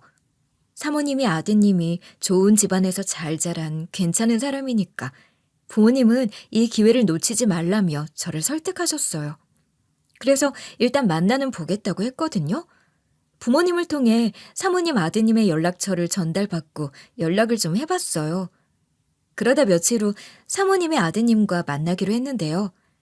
약속 장소에 일찍 갔는데도 사모님의 아드님이 이미 와서 절 기다리고 있었어요. 아드님이랑 무조건 어색할 줄 알았는데 대화해보니까 생각보다 나쁘지 않은 거예요. 무뚝뚝한 사람일 줄 알았는데 의외로 친절하고 사려 깊은 사람이라는 인상을 받았어요. 그래서 그날 이후로 계속해서 연락하고 몇 번 더 만나보게 됐죠. 저희 부모님도 저희 둘이 잘 만나고 있는 거 알고 좋은 혼처니까 얼른 시집가라고 성하시더라고요. 이런 이유로 몇 번 만나지 않았는데 결혼식을 올리게 됐어요. 연애 결혼이 아니라 선을 보고 결혼을 해서 그런지 결혼해도 남편이랑 전 많이 서먹서먹한 거예요. 그냥 친구 같은 사이 같았죠. 처음엔 남편이 절 조심스럽게 생각하고 있는 줄 알았는데 뭔가 선이 느껴졌어요. 제가 왜 그렇게 느끼고 있었냐고요? 남편은 저랑 결혼하기 전부터 사모님의 회사를 다니고 있었는데요. 남편이 사모님 뒤를 이어받아 후계자 수업을 받기 시작하면서부터 남편이 더욱 바빠졌어요. 남편이 칼퇴를 하긴 했는데 일이 많이 힘든지 집에 돌아오면 피곤에 찌든 얼굴로 소파에 몸을 던지기 일쑤였어요. 전 그렇게 피곤해하는 남편을 위해 건강에 좋은 음식도 챙겨주고 여러모로 집안일에도 온 정성을 다했죠. 그러나 시간이 지나면서 저는 남편과 비서가 너무 친해 보이는 게 신경 쓰이기 시작했어요. 그 비서는 남편과 함께 일한 지 꽤 된 사람이라 그런가 남편의 습관과 취향을 저보다 더 잘 알고 있더라고요. 직장에서 오랫동안 함께 일한 사이니 그럴 수도 있다고 생각했어요. 하지만 몇 번의 사건이 반복되자 남편이랑 비서 사이를 주의 깊게 지켜보게 됐는데요. 어느 날 남편의 비서가 우리 집에 서류를 전해주러 왔을 때였어요. 전 당연히 비서에게 서류 좀 주라는 연락을 전달받아서 얼른 현관문을 열어줬죠. 그런데 비서가 자연스럽게 집안을 둘러보며 이런 인사말을 건네는 거예요. 부사장님께서 서류가 필요하다고 하셔서 급히 가지러 왔어요. 그리고 스케줄이 변경돼서 급히 비행기로 이동하셔야 한다고 하시네요. 제가 알겠다고 이야기하고 서류를 쥐어주며 보내려고 했거든요. 그런데 비서가 이렇게 남편에 대해 아는 척을 하는 거예요. 부사장님께서 먼지 알레르기가 심하신데 비행기에서 불편하실 수 있으니 알레르기 약 잘 챙겨주셔야 해요. 근데 왜 저번에는 안 챙겨주셨어요? 이 말을 듣고 황당해서 남편의 알레르기 약을 잊어버린 적이 있었나 생각을 해봤어요. 아무리 생각해봐도 그런 기억이 없는데 비서가 이런 식으로 나무라는 거예요. 그리고 이번 출장에는 넥타이를 좀 신경 써서 고르셔야 해요. 저번에는 부사장님께 챙겨주신 넥타이가 이번 미팅엔 안 어울렸어요. 다음에 넥타이 여러 개 전달 주시면 제가 잘 골라서 다시 챙겨갈게요. 비서가 이러는데 당연히 기분이 좀 상했죠. 비서로서 남편을 잘 챙겨주는 건 이해하지만 그걸 제 앞에서 지적하고 마치 제가 무능한 아내인 것처럼 말하는 태도는 정말 불쾌했어요. 그래서 제가 화를 내려다가 비서가 남편을 옆에서 케어해주는 일을 하니까 이러는 거라고 생각해보려고 했어요. 하지만 이래라 저래라 지시를 내리는 태도가 좀 그래서 이런 식으로 한마디 했었는데요. 아, 그러셨군요. 그런데 제가 기억하기로는 남편이 이번 출장에 알레르기 약을 챙기지 않았던 건 까먹고 놔두고 가서 그런 것 같아요. 아, 그리고 넥타이 말인데요. 제가 골라준 넥타이가 마음에 안 들었다면 미리 말해줬으면 좋았을 텐데 아쉽네요. 다음번에는 저도 더 신경 써볼게요. 비서가 제가 하는 말을 듣고 순간 가소롭다는 표정을 짓더라고요. 제가 그때 인상을 쓰니까 비서가 곧바로 표정 관리를 한 뒤로 저한테 이러는 거예요. 네, 그럼 다음번에는 조금 더 신경 써주세요. 그래야 부사장님 일에 영향이 없을 테니까요. 그럼 이만 가볼게요, 사모님. 비서가 이렇게 말한 다음에 가버리니까 의심이 드는 거예요. 비서가 하는 일이 아무리 남편을 케어하는 일을 하는 거라도 가만히 놔두면 안 되겠더라고요. 그래서 제가 남편이 퇴근하자마자 이렇게 하소연을 했는데요. 오늘 비서가 집에 다녀갔는데 무슨 일이 있었나 봐. 알레르기 약 얘기도 하고 넥타이 얘기도 하더라. 비서가 당신을 너무 잘 챙겨주는 건 좋은데 그게 좀 지나친 것 같지 않아? 남편이 뭘 그런 걸로 그러냐고 하길래 비서가 집으로 와서 무슨 이야기를 했는지 자세하게 말했거든요. 근데 남편이 대수롭지 않게 생각하면서 이러는 거예요. 아, 김 비서 원래 그래. 하는 일이 그런 건데 어떡해. 김 비서도 의욕이 넘쳐서 그런 거겠지. 당신이 불편하다면 내가 비서한테 자제하라고 말할게. 남편이 이러길래 여전히 마음속에 찜찜한 기분이 남아있었어요. 근데 비서가 그 뒤로도 가끔씩 절 볼 때마다 참견을 하면서 제 속을 뒤집잖아요. 제가 남편 회사까지 찾아가서 남편 얼굴 보고 온 날에는 아주 가관이었죠. 아무리 일 때문이고 수행하는 것 때문이라지만 넥타이 같은 걸 밀착해서 직접 매주거나 하는 걸 보면 좀 그랬어요. 슬슬 신경이 쓰이던 와중 시모가 저를 각별히 아껴주는 거예요. 처음부터 절 며느리로 삼고 싶었다는 말도 여러 번 하셨고 저와 함께 시간을 보내는 걸 정말 즐거워하시는 것 같았어요. 어머님은 절 데리고 명품 매장을 둘러보거나 카페에서 차를 마시며 이런저런 이야기를 나누기도 했고 어머님이 저한테 선물도 자주 해주셨죠. 전 그런 어머니께 너무 감사했고 저도 어머니께 잘해드리려고 이런저런 시도를 많이 했어요. 어느 날 시부모님이 초밥이 먹고 싶다고 하셔서 고급 스시집에 모시고 갔는데요. 남편이 이날도 바빠서 함께하지 못했지만 시부모님이랑 저랑 셋이서 초밥을 먹으면서 많은 대화를 나누며 즐겁게 시간을 보냈어요. 그러다가 자연스럽게 어머니 회사 이야기가 나오게 됐고 그러다 보니 남편의 비서에 대한 이야기도 하게 됐죠. 어머니, 솔직히 남편이랑 같이 일하는 비서가 너무 신경 쓰이더라고요. 절 볼 때마다 자기가 와이프라도 되느냐 잔소리를 그렇게 해요. 남편이 먼지 알레르기가 심한데 비행기에서 알레르기 약 잘 챙겨주라고 하고 왜 안 챙겨주냐고 따진 적도 있어요. 넥타이도 자기가 고르려고 하고 심지어 제 앞에서 넥타이를 직접 매주려고 하는 거예요. 그 비서 볼 때마다 느낌이 쎄해요. 제가 이렇게 쌓여뒀던 걸 전부 다 털어놓으니까 어머님이 눈살을 살짝 찌푸리시는 거예요. 그리고 시모가 이런 식으로 제 편을 들어주셨어요.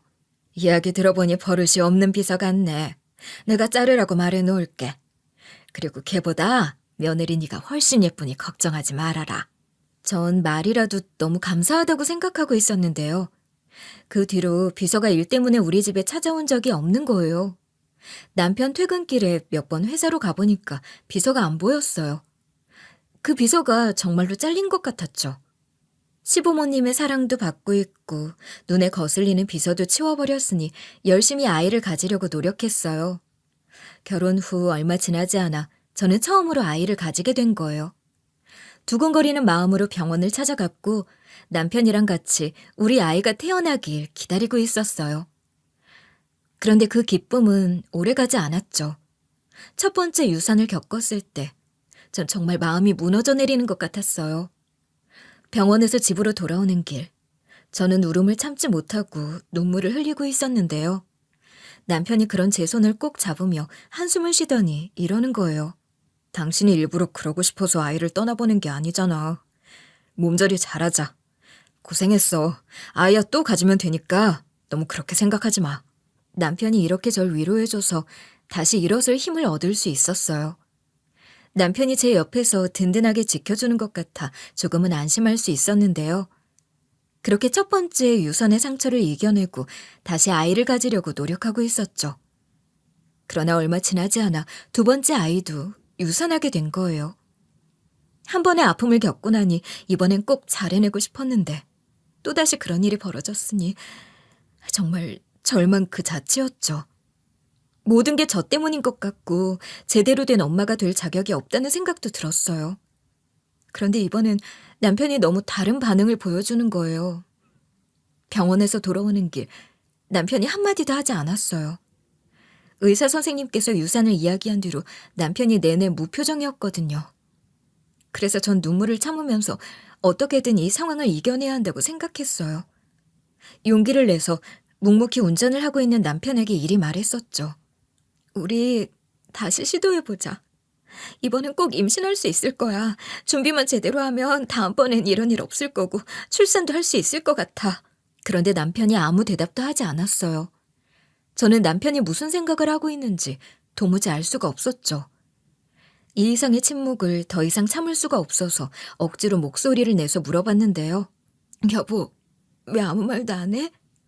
또 유산 진단받아서 그러는 거야? 아까부터 내가 계속 말하고 있는데 전부 다 무시하고 있잖아.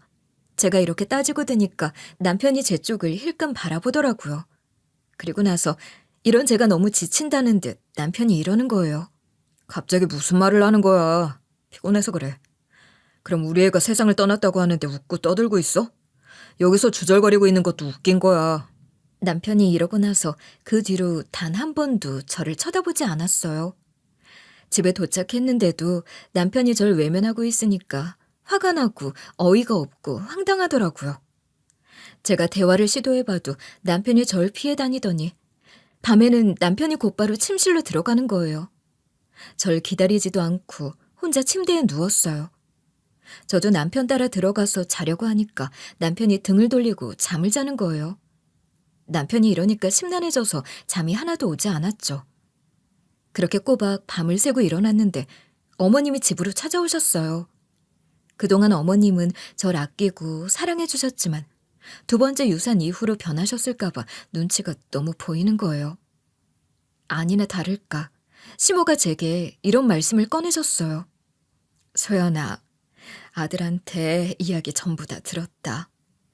두 번째 유산을 했다는 소식을 듣고 마음이 많이 아팠어.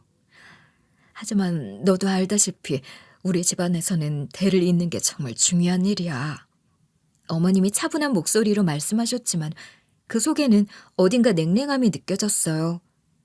제가 아무 말도 안 하니까 어머님이 조심스럽게 이런 식으로 말을 이어가시더라고요. 너도 얼굴이 많이 안 좋아 보여서 하는 말인데 우리 아들이 엄청 마음 상한 것처럼 보였어. 그냥 애를 안 갖는 것도 생각하고 있다고 하더라. 그러니까 너라도 포기하지 말고 좀 더 노력해봐. 남편이 속으로 아이를 포기하려고 생각하고 있었다니 충격을 받고 있었는데요. 그리고 어머님이 저를 책망하는 것처럼 말씀하셔서 제가 이렇게 대답했어요. 어머님, 저도 최선을 다하고 있어요. 정말로 제가 할 수 있는 모든 걸 하고 있다고요. 저도 꼭 우리 애 갖고 싶어서 할 수 있는 건 다 할 거니까 걱정하지 마세요. 하지만 어머님이 제 대답을 듣고도 그다지 만족스러워 보이지 않았어요. 오히려 절 걱정하는 듯한 표정을 짓는 대신 차가운 시선으로 바라보시면서 이러시는 거예요. 네가 그렇게 말해주니 다행이야. 하지만 이제는 네가 조금 더 신경 써야 할 때라고 생각해.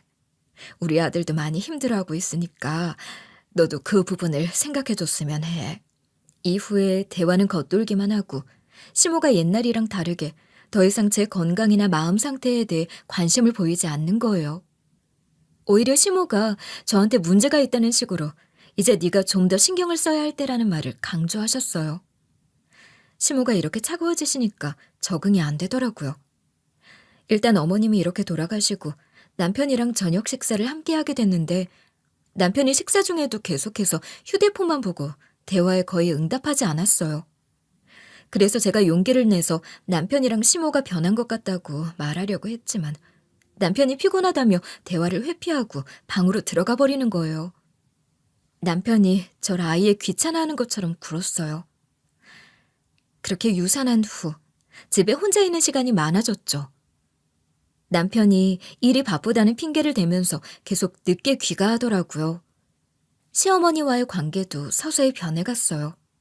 시모도 예전만큼 자주 연락을 하지 않았는데요. 세 번째 유산 소식을 들었을 때 전 그 어떤 말로도 표현할 수 없는 절망에 빠지고 말았어요. 결혼 후 1년 동안 3번이나 유산을 겪은 저는 이제 모든 희망을 잃은 것 같았죠.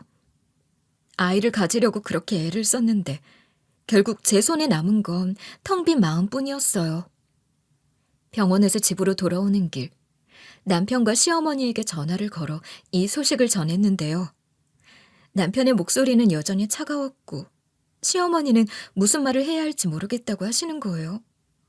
저는 남편이랑 시모 반응을 듣고 더 이상 기대할 것도 위로를 바랄 것도 없다는 사실을 깨달았어요. 집에 도착해서 혼자서 의무를 있는데 초인종이 울리는 거예요. 인터폰을 확인해 보니 남편 비서가 서 있어서 놀랐죠. 일단 문을 열어줬는데 전이랑 다르게 비서 배가 불러있는 거예요. 그래서 제가 당혹스러워하면서 이렇게 물어봤는데요. 갑자기 뭐 때문에 찾아오신 거예요? 남편한테 따로 들은 말이 없는데. 전 비서님 그만둔 걸로 알고 있거든요. 그만둔 거 아니셨어요? 제가 이러니까 비서가 자기 배를 너무 애틋하게 쓰다듬는 거예요. 지금 뭐 하는 짓인가 싶어 빤히 쳐다보고 있는데 비서가 이러더라고요. 제 배를 좀 보세요. 제가 일 때문에 온 걸로 보이세요? 할 말이 있어서 왔어요. 제가 그쪽한테 꼭 해야 할 말이라서 온 거라고요. 비서가 이러는 게 너무 당황스러웠지만 일단 집에 들일 수밖에 없었어요. 그 비서의 배가 만삭인 것처럼 엄청 나와 있으니까 순간 데자뷰가 느껴져서 대체 뭐 때문에 찾아왔는지 대화를 좀 해봐야겠더라고요. 그런 이유로 비서를 집 안으로 들인 거죠. 제가 몸을 비켜주자 비서가 들어오길래 혹시나 해서 모른 척하고 물어봤는데요. 그만두시고 나서 결혼하셨나 봐요. 결혼은 언제 하신 건데요? 그나저나 임신한 몸으로 여기까지 어쩐 일로 오신 거예요? 제가 이러면서 왠지 모르게 불길한 느낌이 든다고 생각하고 있었어요. 그런데 그 비서가 이런 말을 중얼거리면서 집안을 두리번거리는 거예요. 결혼하려면 일은 하긴 해야죠. 아무리 시댁들 곳이 잘 사는 집안이라고 해도 신세맞을 수는 없으니까요. 하지만 우리 아가 때문에 일을 좀 쉬어야 하긴 하는데. 그러다가 안방을 발견하고 그 안으로 쏙 들어갔어요. 그래서 저도 얼른 따라 들어갔더니 비서가 침대에 딱 걸터 앉으면서 이러는 거예요. 방금 결혼했냐고 물어봤었죠? 결혼은 아직인데요. 이 집에서 살려고요. 오늘부터 내가 사모님이에요. 애도 못 가지면 쫓겨나는 게 당연한 거 아니에요? 어머님도 이제 절 인정해 주실 거예요. 어머님이 인정해 주실 거라고? 그게 대체 무슨 소리인가 싶었죠. 그래서 제가 남편에게 전화를 걸었어요. 남편이 전화를 받자마자 제가 이런 식으로 쏘아붙이기 시작했는데요. 지금 비서가 찾아와서 임신한 상태로 자기가 사모님이라고 하고 어머님도 인정해 줄 거라고 하고 있거든? 이게 도대체 어떻게 된 상황이야? 전 당연히 남편이 비서가 도른년이라고 욕을 하거나 그게 무슨 말이냐고 되물을 줄 알았거든요. 근데 남편이 숨도 쉬지 않고 기다렸다는 듯이 이러는 거예요. 그래, 네 맞다. 나 너랑 이혼하고 걔랑 결혼할 거야. 엄마도 이젠 인정해 주시겠지 뭐. 이제 진실을 전부 다 알게 됐음. 나 좀 놔줘. 그 말을 듣고 속에서 열불이 확 나는 거예요. 이성을 잃은 채로 남편에게 이렇게 막 뭐라 했는데요. 뭐? 그게 무슨 말이야? 당신 미쳤어? 비서 뱃속에 있는 애가 당신 애라고? 나랑 이혼하고 얘랑 결혼할 거라고? 갑자기 무슨 개소리를 하는 거야? 제가 이런 식으로 길길이 날뛰는데 남편이 짜증을 확 내는 거예요. 신경질을 낼 사람은 전데 아주 당당하게 이런 소리를 해댔어요. 시끄럽게 뭐라는 거야. 방금 내가 전부 다 이야기했는데 왜 말귀를 못 알아듣는데? 나 지금 바쁘니까 그 외의 것은 엄마한테 들어. 그리고 나서 전화가 끊겨서 시모한테 전화를 했어요. 제가 거기서 어머니께 이렇게 말해버렸는데요. 어머님도 뭔가 알고 계셨던 거죠? 그래요. 이 집에서 불청객은 저였네요. 근데 그거 아세요? 저 유산하는 이유 다 남편 때문이에요. 남편 정자가 기형이라네요. 제가 유산한 이유는 남편의 책임이 매우 컸어요. 유산이 반복되니까 당연히 우리도 검사를 해봤을 거 아니에요. 자궁 검사, 혈전 성향 검사, 면역 요인 검사 같은 것들도 받았지만 부부 염색체 검사도 받게 됐어요. 남편이 차갑게 변해버려서 그 검사 결과를 저만 듣게 됐거든요. 남편의 정자가 기형이라는 사실을 알게 된 후로 제가 조사를 해봤어요. 습관성 유산을 경험한 부부 중에 남성 배우자의 정자가 손상되어 있을 확률이 높다는 거예요. 논문에 따르면 정자의 DNA에 손상이 있을 경우 배아의 발달에 영향을 미쳐서 착상 실패와 유산으로 이어진대요. 그래서 유산이 반복될 경우 남성의 생식 건강을 관리할 필요가 있다고 하더라고요. 한마디로 그렇게 고생하고 몸 상했던 게 남편 때문이었던 거예요. 그래서 제가 시모에게 이런 식으로 분통을 터뜨리고 말았어요. 저 어머니, 3번이나 유산했어요. 제가 그 고통, 그 아픔을 견뎌내려고 얼마나 애썼는지 아세요? 그런데 그 이유가 전부 다 남편 때문이었다고요. 남편의 정자가 기형이어서 그런 거였다고요. 그렇게 말한 다음에 일방적으로 전화를 끊어버렸어요.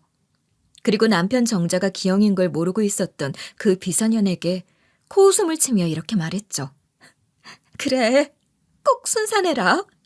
네 뱃속에 있는 아이가 참 불쌍하다. 너도 나중에 남편놈 유전자 엉망진창인 거 알고 질질 짜게 될 거야. 이러고 나서 비서가 뭐라 씨부리든 간에 짐을 쌌어요. 마음 같아서는 바로 나가고 싶은데 짐이 한두 개가 아니라서 시간이 좀 걸렸는데요. 몇 시간 뒤에 이제 나가려고 현관문을 열고 나왔거든요. 근데 시모가 남편을 끌고 오신 거예요. 저는 그 둘을 개무시하고 가려고 했는데 어머님이 절 붙잡고 이러시더라고요. 소연아, 가지 마라. 일단 안으로 들어가서 이야기 좀 하자. 내가 괜히 할 말이 있어서 전화로 이야기 안 하고 여기까지 온 거야. 어머님이 갑자기 이러는 게 너무 성질이 나는 거예요. 그래서 당연히 그런 시모 손을 뿌리치면서 이랬는데요. 네? 제가 왜 그래야 하는데요? 싫어요. 더 이상 여기 있고 싶지도 않아요. 어머님은 그토록 가지고 싶었던 손주 보게 되셨으니까 저쪽으로 가서 비서년이랑 대화나 하세요. 제가 이러면 어머님이 손을 놓아주실 줄 알았거든요. 근데 시모가 카리스마 있게 이러시는 거예요. 안 된다. 일단 따라와. 이대로 끝낼 수는 없어. 너네들 이렇게 이혼시키면 평생 후회할 것 같으니까 듣고 가라. 들어본 다음에 네 마음대로 해. 그 모습이 너무 자신만만해 보여서 무슨 반전이 있나 싶은 거예요. 그래서 시모를 조용히 따라 들어갔는데 상간녀가 시모를 보자마자 이러더라고요. 어머님, 오셨어요? 이젠 진짜로 며느리로 받아주셔야 해요. 저 곧 있으면 애 태어나요. 전현이랑 다르게 유산도 안 하고 우리 애 잘 품고 있다고요. 비서가 이러고 있는데 시모가 가차없이 비서 뺨을 갈기고 남편 뺨도 갈기는 거예요. 그리고 나서 시모가 비서한테 이렇게 소리치셨어요. 결국엔 이 사다를 만들어? 난 인연 절대로 받아줄 수 없다고 했지? 근본 없이 행동하는 건 정말 한결같구나. 너 혼자 애 낳아서 두고 가면 키워주기는 하마. 근데 우리 집안에 들어오는 거? 꿈도 꾸지 마. 며느리가 너네들 고소할 수 있게끔 내가 무슨 수를 쓰든 간에 온 힘을 다할 테니까 그렇게 알고 있어라. 비서가 충격에 찬 얼굴로 어머님을 바라보고 있었는데요. 그리고 시모가 항의하는 남편한테도 호통을 치는 거예요. 그리고 너 대책 없이 애를 만들어? 3번이나 유산한 네 처한테 힘이 되어주지 못할 망정. 이 쓰레기 같은 놈아. 내가 너 같은 놈을 후계자로 키우려고 했다는 게 너무 창피하다.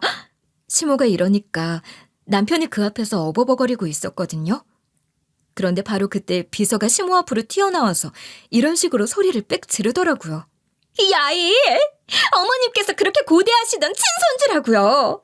저 사람은 3번이나 유산을 했는데 저는 건강하게 지켜냈다고요. 그런데 절 고소하시겠다고요? 못하실걸요? 어머님 아들의 하나뿐인 핏줄이 사생아가 되는 건데? 비서가 이러고 나서 자기 뺨 친 거 사과하라고 발광을 하는 거예요. 시모가 눈이라도 깜짝할 줄 알았나 봐요. 그런데 우리 시모가 그런 비서가 오히려 가소롭다는 듯이 이렇게 말씀하셨어요. 그딴 아이, 사생아가 되든 말든 내가 알게 뭐야. 니녀는 내 며느리를 괴롭힌 더러운 상간녀일 뿐이야. 감히 저질스럽게 애를 가지고 날 협박하다니. 앞으로 각오해야 할 거다. 비서랑 남편이 생각했던 반응이랑 달랐나 봐요. 이러면 보통은 하는 수 없이 받아줄 줄 알았는지 둘이 적잖이 당황하더라고요. 비서가 상황 파악이 됐는지 태세 전환을 했어요. 바로 시모한테 살려달라고 고소만큼은 하지 말아달라고 빌기 시작했죠. 그니까 시모가 비서한테 삿대질을 하며 이렇게 윽박지르셨어요. 뭐? 살려달라고? 고소당하기 싫으면 사과는 내 며느리한테 해야지, 이년아. 어머님이 이러시니까 비서가 바로 제 쪽으로 몸을 돌려서 시모 좀 말려달라고 비는 거예요. 그니까 시모가 남편이랑 비서 사이를 술술 불기 시작했어요. 남편이 저랑 결혼하기 훨씬 전부터 비서랑 연애를 하던 사이였는데 시모가 거세게 반대해서 결혼을 하지 못했대요. 비서가 범죄 이력이 있어서 결혼을 반대했다고 하더라고요. 제가 비서한테 전과가 있는 건 어떻게 아셨냐고 물어보니까 남편이 비서랑 결혼을 전제로 만나고 있다고 시모한테 소개해준 후에 이야기를 해주셨어요. 시모가 비서를 소개받고 나서 마침 회사에 이상한 소문이 흐르고 있었다는 거예요. 직원들이 비서가 시모 회사에서 일하기 전에 범죄를 저질렀다고 수군대고 있으니까 시모가 뒷조사를 해봤대요. 그런데 비서가 예전에 음주운전을 했는데 택시를 치고 달아났다는 거예요. 그것 때문에 깜빵에도 다녀왔대요. 시모가 그 소문을 듣고 비서랑 결혼시키면 안 되겠다 싶어서 반대한 거래요. 근데 비서가 뻔뻔하게 택시기사가 좀 다친 것 빼고는 잘 살아있는데 왜 그런 것 가지고 결혼을 반대하냐고 반박했다는 거예요. 이런 이야기를 쭉 전달 듣고 있는데 비서가 저한테 이런 말을 짓거리더라고요. 우리 자기가 어머님 때문에 니랑 억지로 결혼한 거야. 그리고 네가 결혼한 것도 내 덕분인 줄 알아. 내가 결혼 허락한 거거든. 네가 고분고분하고 눈치가 없는 편인 것 같아서 괜찮을 것 같더라. 우리가 몰래 만나도 모를 것 같았거든. 울 자기는 애초에 네 사랑하지 않았으니 이혼해줘. 비서가 이러니까 시모가 저보다 더 난리를 치셨어요. 비서 머리채를 잡고 흔드니까 남편이 어쩔 줄 몰라 하면서 말리더라고요. 남편이 겨우겨우 뜯어 말리자 시모가 이러셨어요. 최근에 아들놈이 비서를 계속 만나고 있다는 걸 알게 됐어. 그래서 며느리한테 이혼하라고 말하려고 했는데 비서년이 먼저 선수를 친 거야. 이렇게 못 볼 꼴 보지 말고 그냥 이혼해라. 시모가 남편한테 수치스럽다는 말까지 하면서 열변을 토하셨는데요. 어머님이 그러시면서 이런 하소연을 하셨어요. 처음부터 점 찍어뒀던 소연이 널 며느리로 맞아 잘 지내고 싶었는데 일이 왜 이렇게 된 건지 모르겠다. 아들놈이 최근에 또 비서랑 이따위 짓을 하고 있다는 걸 알게 됐거든. 며느리 너가 내 아들 때문에 유산을 3번이나 겪었다고 하니까 며느리 너한테 참회해야겠더라. 정말 우리 아들이 사람으로서 못할 짓을 했으니 내가 우리 아들을 버리는 마음으로 이혼하는 거 적극적으로 도와줄게. 어머님이 나서서 이러니까 남편이랑 비서가 당연히 난리가 났죠. 둔 연놈이 시모께 뭐라 하려고 하니까 어머님이 바로 이렇게 맞섰어요. 너 당장 꺼져라. 이 집은 내 아들이랑 며느리가 살라고 해준 집이지 바퀴벌레 커플이 함부로 들어올 때가 아니야. 아들 너도 내가 부르기 전까지는 이 집이나 내 집이나 함부로 들어올 생각하지 마. 남편이랑 비서가 그 말을 듣고 얼굴이 하얗게 질렸어요. 둔 연놈이 서로 눈치를 보다가 결국 어쩔 수 없이 어머님의 명령을 따르는 거예요. 일단 말이라도 듣는 척을 해야 나중에 빌든 말든 해서 용서라도 받을 생각인지 순순히 나갔어요. 그리고 시모가 제 손을 꼭 잡으면서 이러시는 거예요. 소연아, 우리 아들이랑 이혼하더라도 급하게 나가지 말아라. 이 집은 저놈과 공동명의라 네 집도 되니까 원한다면 혼자 지내다가 재산 분할할 때 똑 떼가도 돼. 그 말을 듣고 잠시 혼란스러웠어요. 이 모든 상황이 너무 빨리 벌어지고 있었고 저는 아직 모든 걸 다 받아들일 준비가 되지 않았는데요. 하지만 어머님이 제가 이 상황에서 최대한 상처받지 않도록 그리고 앞으로의 삶을 준비할 수 있도록 도와주고 싶어 하셨어요. 어머님이 심지어 이런 말씀도 해주시더라고요. 소연아, 넌 이 집안에서 언제나 내 며느리로서 존중받아야 할 사람이었는데 아들이 그동안 너한테 너무나 큰 상처를 줬다는 걸 알게 됐어. 이제는 그걸 되돌리기 위해서라도 네가 우리 아들을 참교육해줘야 돼. 이혼소송 걸어서 위자료 확실하게 받고 최대한 이익을 챙겨가. 어머님이 이러셔서 가슴이 먹먹해졌어요. 시모가 이렇게까지 절 위해 나서줄 줄은 몰랐거든요. 비록 남편과의 결혼 생활은 끝났지만 왠지 모르게 개운한 기분이 들더라고요. 그렇게 전 남편이랑 비서가 쫓겨난 뒤로 시모의 도움을 받아 이혼 소송을 진행하게 됐어요. 남편은 그렇게 시모한테 쫓겨난 뒤로 집에 오지 않았는데요. 전 그동안 이혼 전문 변호사를 만나며 소송을 준비하고 있었어요. 그런데 어느 날 어머님이 제 집으로 다시 찾아오셔서 이런 말씀을 하시는 거예요. 내가 아들이 결혼한 후에도 비서를 만나고 있는 걸 알고 있었다고 했잖아. 나 그동안 며느리 널 위해 증거들을 계속 모으고 있었다. 그래서 맨날 너한테 하던 전화나 문자가 줄었던 거야. 비서랑 아들이 데이트를 할 때마다 몰래 따라다니면서 사진을 찍었어. 내가 그 사진들 전부 다 줄게. 어머님이 이러시면서 그 사진들을 전부 다 제게 주신 거예요. 시모가 건넨 사진들은 남편이랑 비서가 몰래 만나는 모습들이 찍혀 있었어요. 남편이랑 비서가 주로 외진 곳에서 만났지만 어머님이 그 모든 순간을 포착해 두셨던 거였어요. 사진 속 남편의 모습은 예전에 제가 알던 그 사람이 아니었어요. 제가 유산을 겪으면서 힘들어하는 동안 냉정하게 굴던 남편이 환하게 웃으면서 비서와 손을 잡고 있더라고요. 제가 그 모습을 가만히 내려다보고 있으니까 어머님이 이러셨어요. 소연아, 이걸로 이제 너도 그 사람들한테 당당하게 맞설 수 있어. 이제 네가 할 일은 이 증거들을 가지고 아들이랑 이 비소년이 저지른 잘못에 대해 책임을 묻는 거야. 그렇게 제가 시모손에 들린 사진들을 받아들었어요. 어머님 덕분에 그 사진들을 증거로 이혼 소송과 상간녀 소송을 걸 수 있게 됐는데요. 변호사를 만나서 모든 증거를 제출했고 법정에서 남편의 불륜을 명백히 입증할 수 있는 증거들이 충분하다고 판단했고 이로 인해 이혼이 순조롭게 진행됐는데요. 재산 분할이나 위자료 등의 문제에서도 당연히 제가 유리한 위치에 설 수 있었죠. 소송 결과가 나왔는데 남편은 저랑 재산 분할한 다음에 위자료를 지급해야 했고 비서도 저한테 위자료를 줘야 했어요. 이혼 소송에서 제가 완전한 승리를 거두게 된 거예요. 이혼 소송과 상간녀 소송이 마무리되자 전 비로소 자유를 되찾을 수 있었어요. 그동안 절 억누르고 있었던 모든 감정들이 해방된 것 같은 기분이 드는 거예요.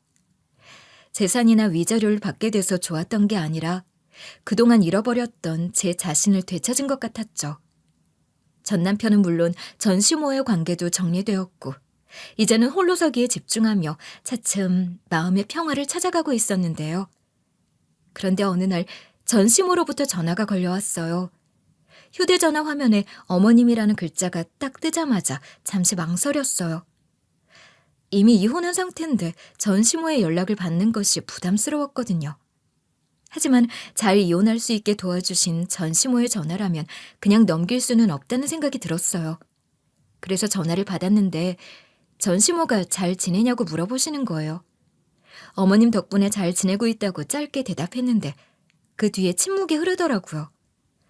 도대체 전 시모가 무슨 말을 하려고 이러나 싶었는데 곧이어 전 시모가 이런 식으로 입을 여셨어요. 그 뒤로 비서가 결국 아이를 낳았는데 정상적인 애가 아니었어. 아들의 기형정자 때문인 것 같더라. 그래서 비서가 아들한테 네가 키우라고 했는데 아들도 싫다고 했대. 아들이 비서한테 양육비 줄 테니까 네가 알아서 키우라고 했는데 비서도 싫다고 했다고 하더라. 이런 이유로 결국 애를 입양 보내게 됐어. 남편의 기형정자가 우리 사이에 벌어진 모든 비극의 원인이었는데 이제 그 비극이 또 다른 생명에게까지 이어졌다니. 애는 무슨 죄겠어요. 부모를 잘못 만나서 어딘가 불편하게 태어난 것만으로도 너무 불쌍한데 버려지기까지 했다니 할 말이 없더라고요. 전 남편이나 비서년이나 둘 다 진짜 쓰레기 같았어요. 전 시모가 이런 인성 더러운 것들에 이골이 났는지 이런 말을 덧붙이시는 거예요. 그 아이가 입양되었다고는 하지만 어떻게 되었을지 모르겠다. 이 모든 일이 결국 아들의 잘못에서 비롯되었다는 걸 이제는 나도 인정해야겠더라. 전 시모가 이러면서 자식을 잘못 키웠다. 아들 농사를 망쳤다는 이야기를 하셨어요. 그리고 나서 저한테 이런 당부의 말씀을 해주시더라고요. 소연아, 난 네가 이 사실을 알았으면 해서 전화했어. 넌 그동안 너무나 많은 고통을 겪었고 이제는 그런 일에서 벗어나 행복해져야 할 사람이야. 우리 아들한테 확실히 정을 떼놓으려고 말한 거니까 행여나 아들한테 연락이 오더라도 절대 만나주지 말아라. 전 시모가 이러셔서 절대 만날 일 없을 거라고 했어요. 그리고 그 말을 마지막으로 전 시모와의 통화가 끝이 났는데요. 죄를 지은 사람이 벌을 받고 모든 일들이 제자리로 돌아가는 기분이 들어서 다행이라고 생각했죠. 이혼 소송이 끝난 후 전 마음의 평화를 되찾으려고 노력했어요. 과거의 상처를 뒤로하고 새로운 삶을 시작하려고 했죠. 그래서 전 기분 전환이라도 할 겸 바이올린 레슨을 하며 여유롭게 살고 있어요. 그런데 어느 날 부모님께서 절 부르시는 거예요. 집으로 잠깐 와보라고 해서 가봤거든요. 부모님이 평소랑 다르게 진지한 표정이시길래 무슨 일인지 궁금했어요. 그런데 친정엄마가 제게 충격적인 소식을 전해주는 거예요. 소연아, 이혼해서 이제 이전 사부인이 된 사모님 말이야. 우리랑 거래하던 회사 사모님이시잖아. 그 사모님이 우리 회사에 큰 도움을 주기로 했단다. 사모님이 그동안 네가 겪었던 일들에 대해 많이 신경이 쓰이셨나 봐. 그래서 이번에 사모님 회사에서 사용하는 주요 부품이나 원자재를 우리 회사로부터 독점적으로 공급받기로 약속하신 거 있지? 전 시모가 아들 때문에 유산을 3번이나 한 걸 되게 미안해 하셨잖아요. 안 그래도 전 시모랑 우리 부모님이랑 친분이 있으니까 어떻게든 만회하고 싶었나 봐요. 전 시모가 우리 가족 회사를 위해 이렇게까지 해주실 거라고는 상상도 못했거든요. 근데 친정아빠가 이어서 이런 이야기도 해주시는 거예요. 그것뿐만이 아니야. 사모님 회사가 우리 회사의 해외 진출을 지원해주기로 하셨어. 사모님 회사의 해외 지사나 파트너를 통해 우리 제품이나 서비스를 해외 시장에 소개하고 진출 전략을 적극적으로 도와주시겠대. 부모님이 오랫동안 해외 진출을 꿈꿔왔는데 전 시모의 도움으로 이룰 수 있다니. 꿈이 현실이 될 수 있다는 생각에 가슴이 벅차올랐어요. 친정엄마도 저랑 똑같이 잔뜩 들떠서는 이러시는 거예요. 뿐만 아니라 사모님이 우리 회사의 기술 협력을 제안해서 사모님 회사의 최신 기술이나 노하우를 공유해주겠다고 하더라. 그리고 자문 역할도 맡아주셔서 경영 전략이나 비즈니스 모델 개선에도 도움을 주고 계셔. 전 시모가 이렇게까지 선의를 베풀어 주시다니 놀랍기도 하고 감사하기도 했는데요. 친정아빠도 너무 좋아하시면서 이런 말을 해주셨어요. 덕분에 우리 회사의 생산 효율성이 높아지고 새로운 제품 개발에도 큰 도움이 될 것 같아. 사모님이 우리에게 이렇게 큰 도움을 줄 줄은 몰랐네. 네가 시집가서 그런 고생을 한 걸 너무 미안해하시면서 진심으로 우리를 도와주고 싶어 하시는 것 같더구나. 전 시모의 도움 덕분에 부모님 회사가 크게 발전했다는 소식을 들었을 때 믿겨지지 않았어요. 그런데 그때 친정 엄마께서 이보다 더한 소식을 전해주시는 거예요. 그리고 서연아, 사모님이 네 전남편이랑 손절했다고 하더라. 사모님이 그러시는데 아들이 바람을 피워서 안 그래도 실망스러웠대. 근데 그 아들놈이 비서랑 사이에서 생긴 아이를 입양 보낸 뒤로 완전히 정이 떨어졌다고 하더라. 그래서 이제는 그 아들이랑 완전히 연을 끊었대.